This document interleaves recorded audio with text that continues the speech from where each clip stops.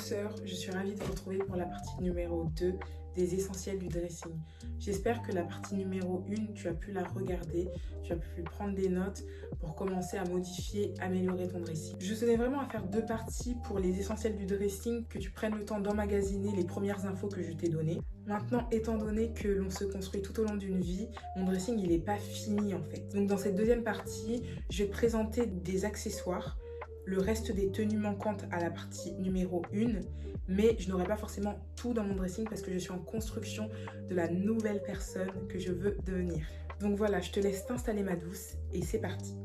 Pour la suite de cette vidéo, j'espère ma douce que tu es prête à entendre que mon dressing ne s'est pas fait du jour au lendemain. Déjà, j'ai mis beaucoup de temps à tourner ces vidéos. J'étais assez stressée parce que pour moi, il fallait absolument que mon dressing soit complet, mais il ne le sera peut-être jamais. Mais j'espère bien un jour que j'aurai toutes les pièces qui me font rêver. Alors, dans les accessoires que je vais pouvoir te présenter aujourd'hui, je vais te proposer des articles dits luxe, onéreux. Mais il faut savoir que moi, j'ai 28 ans. Les produits qui sont dits luxe et onéreux, j'ai mis du temps à me les offrir. Donc, tu n'as pas besoin de te comparer à ça. Tu pourras trouver de ton côté des articles qualitatifs qui ne seront pas aussi onéreux que ceux que je vais te présenter. Moi, ce que je souhaite pour toi, c'est que tu aies trouvé des pièces dites qualitatives au niveau de la matière. Nous revoilà en intimité dans mon dressing et aujourd'hui, je voulais te parler d'une des premières pièces qui me semble vraiment indispensable à ton dressing et que je n'ai pas pu te présenter dans la première partie car je ne voulais pas qu'elle soit trop longue à visionner. Pour ma part, j'aimerais obtenir un ensemble blazer que je n'ai toujours pas commandé. Pour agrémenter ton dressing, il te faut absolument un ensemble blazer. L'ensemble blazer, ça passe avec tout. Une paire de baskets, une paire de talons. Tu auras l'impression d'être bien habillé. Si tu portes des talons avec, ça fera très chic. Si tu portes une paire de baskets avec, ça fera très décontracté, mais tu ne te seras même pas pris la tête parce que l'ensemble en lui-même t'habillera magnifiquement bien. Donc moi, l'ensemble que je vais te présenter, c'est un ensemble simple, c'est un chain, mais j'espère que j'aurai l'occasion de faire un haul avec un ensemble blazer que j'aurai pris à mon goût. Donc cet ensemble, c'est celui-ci. Je vais te le montrer porté. C'est une chemise et un pantalon fluide juste là, comme d'habitude, pour que tu vois le résultat. Donc voilà, ensemble simple que tu peux porter avec une paire de baskets, une paire de talons. Et bien sûr, tu feras vraiment tenue sophistiquée et c'est ce qu'on recherche. On ne veut pas se prendre la tête et on veut avoir l'impression que les gens se disent « Mais où est-ce qu'elle trouve son style, cette nana? Je veux être elle !» En pièce suivante, ce qui me semblait important que tu aies dans ton dressing, que je t'ai toujours pas présenté dans la première partie, c'est vraiment la jupe short. La jupe short, ma douce, tu es obligée d'en avoir une, été comme hiver. En hiver, tu la portes avec une paire de collants, des mocassins, si tu as une paire de mocassins. En été, tu la portes avec des sandales à talons, peu importe. La jupe short, moi, je vais la porter en taille haute, étant donné que j'ai un fessier rebondi et un dos creusé. Le taille haute va vraiment venir marquer ma silhouette, me mettre en avant et éviter que l'on puisse voir mes sous-vêtements. Donc, c'est très important, selon les morphos, d'adapter la jupe short. Souvent, elle est taille haute, hein, les filles, on va pas se le cacher. Très souvent, elle est taille haute. Nous allons dès à présent passer aux accessoires qui me sont vraiment essentiels pour ton dressing, ma douceur. Pour moi, en premier lieu, il faut absolument que tu aies une ceinture fine qualitative. Une ceinture fine, pourquoi? Parce que de 1, on est en 2025 et ça revient fortement à la tendance. Les ceintures épaisses, on va les mettre un peu de côté. Elles reviendront forcément à un moment donné parce que la mode est un éternel recommencement, comme tu peux bien le savoir. Pour ma part, je n'ai toujours pas trouvé ma ceinture fine, donc je vais juste te la présenter en image juste à côté. Tu peux l'agrémenter sur les tuniques fluides, ça peut être très sympa pour marquer ta taille, sur un jean, juste pour marquer ton jean. Tout simplement, les ceintures, on les porte comme on le souhaite selon son style. J'avoue que la ceinture fine, elle te dénotera en mode silhouette délicate. C'est un accessoire qui pourra faire très raffiné sur n'importe quelle tenue. Je voulais évidemment te parler de chaussures aujourd'hui, chaussures que je mets dans la catégorie des accessoires. Les chaussures, je vais te proposer plusieurs paires qui me semblent vraiment indispensables à ton dressing pour que tu aies quelque chose d'assez complet et fluide et que tu puisses porter n'importe quelle paire avec n'importe quelle tenue. Tu vois, je vais te donner des basiques. Moi, il y a un basique, si tu me suis sur Insta, tu sais très bien que je n'ai pas trouvé ce basique. Et ce basique-là, c'est la paire de mocassins. Donc, je t'en présente une paire, ma paire de rêve. La paire des mocassins Prada, je la trouve magnifique. Elle fait quand même un peu grunge, elle a une haute semelle qui fait un peu rock, mais je trouve qu'elle passe avec tout. Tu peux vraiment l'agrémenter à n'importe quel style. Et ce que j'ai beaucoup apprécié et beaucoup vu l'hiver passé, c'était le style un peu écolière. Jupe short, à carreaux, chemise, cravate, collant et mocassins. Et vraiment, ça, c'est un style que j'ai adoré, mais que je n'ai pas pu réaliser parce que je n'ai pas trouvé ma paire de mocassins de cœur. Vraiment, je suis toujours en recherche. Je vais vraiment prendre le temps parce que une paire de mocassins, ça a l'air simple comme ça, hein. Mais pour la dénicher, il faut l'œil. Nous allons pouvoir passer à la suite et là, je vais vraiment te présenter des articles que je possède dans mon dressing. Enfin, pour moi, ma douce, ce qui est très important, c'est que déjà, toutes les chaussures dont je te parle, tu es vraiment à l'aise dedans. Je vais te présenter 2 paires d'escarpins, donc 2 paires différentes d'escarpins, parce que pour moi, tu dois avoir une paire d'escarpins assez classique qui va passer avec des tenues très simples, très classiques, et une paire d'escarpins un peu body, mais ta paire préférée. Mais ces 2 paires, moi, je les ai choisies, je suis très à l'aise dedans. Ça ne sert à rien de s'acheter des choses que l'on ne portera pas. Toi-même, tu sais que nous, les femmes, on a tendance à avoir plein de choses dans notre dressing qu'on laisse de côté, mais c'est malheureux en fait. Donc, je te présente 2 paires d'escarpins. Je vais commencer par la paire d'escarpins classiques. Et voilà, moi, je les ai trouvées sur Naked. Cette paire d'escarpins beige et au bout noir, elles font très, vous savez quelle marque, je ne citerai pas, petit talon. Et vraiment, ce sont des escarpins que je vais porter pour classifier ma tenue, pour casser mon côté peut-être un petit peu trop sexy. Voilà, donc vraiment hyper confort, Naked. Elles sont incroyables et je trouve que le design est vraiment très joli. Très femme capable en fait. La deuxième paire d'escarpins que je vais te présenter maintenant, ça va être une paire de mules, des mules noires. Moi, ça va vraiment être ma paire préférée. En hiver, je vais porter le même style que les escarpins précédents, noirs avec un talon plus haut. Mais pour l'été, vraiment, ma paire de mules sera mon inséparable. Vous voyez, le talon est aiguille, mais j'ai une base carrée. Elles sont super confort, je les ai pris sur Shein. Toi, peu importe où tu les as pris, il faut vraiment que tu aies une paire d'escarpins noirs sobres dans lesquels tu te sens vraiment à l'aise, que tu peux tenir une soirée. Un long talon pour affiner toute ta silhouette et paraître encore plus imposante que tu ne l'es. Et tu seras prête à dévaler les escaliers de la vie. Dans la continuité des paires de chaussures, je voulais absolument que tu aies en ta possession une paire de baskets blanches. Donc pour moi, ce sera les Air Force One. Je n'ai pas pris les Air Force One basiques, vous voyez. Bon, elles sont quand même un peu usées, je les porte de moins en moins. Peut-être que je m'en rachèterai une paire. Mais bon, elles sont usées, c'est-à-dire qu'elles sont mal entretenues. Il faudrait que je les fasse entretenir. Mais sinon, une paire de baskets blanches, pour moi, c'est trop important. Je pouvais aussi vous présenter mes gazelles Adidas qui sont très tendance, qui ont été très tendance cet automne-hiver, qui allaient elles aussi avec beaucoup de mes tenues, jupes, jeans, peu importe ce que je portais, c'est vrai qu'elles passaient avec tout.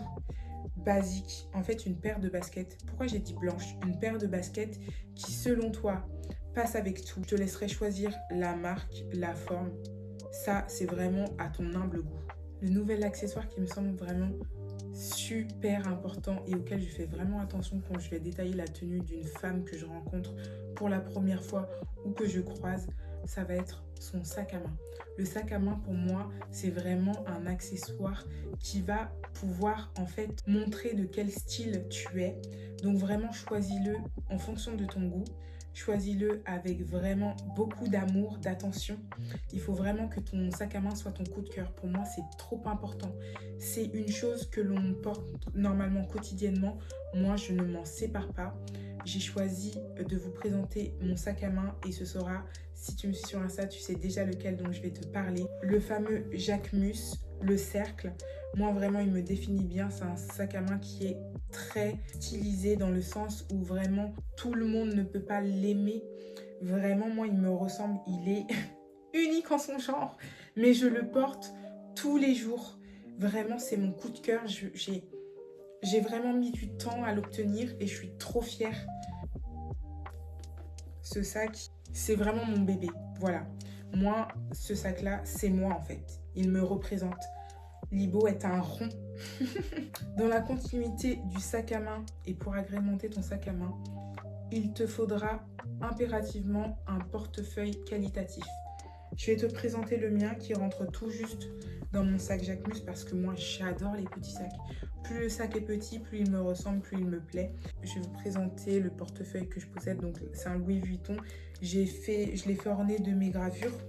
Petite touche en fait pour vraiment qu'ils me définissent, qu'ils m'appartiennent. Voilà, ce sont deux pièces, on va dire, qui vont être quand même un petit peu onéreuses. Donc forcément, tu n'es pas obligé de partir dans des marques. Tu n'es absolument pas obligé de porter des marques. Tu peux trouver ton sac sans dépenser des ci et des là.